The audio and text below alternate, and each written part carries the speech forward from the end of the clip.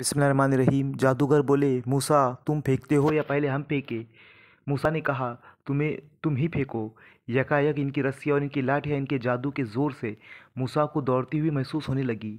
और मूसा अपने दिल में डर गया। हमने कहा, मत डर, तू ही गालिब रहेगा। फेंक जो कुछ तेरे हाथ में है। अभी इनकी सारी बनावटी चीज़ों को निगले जाता है। ये जो कुछ बनाकर लाए है, ये तो जादूगर का फरेब है। और जादूगर कभी कामयाब नहीं हो सकता, ख्वाह किस शान से वो आए।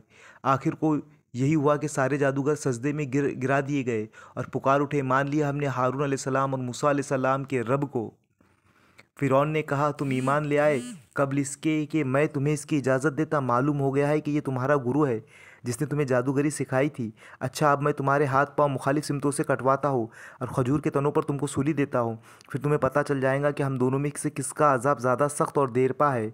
यानी मैं तुम्हें ज़्यादा सख्त सज़ा दे सकता हूँ या मूसा अलैहिस्सलाम।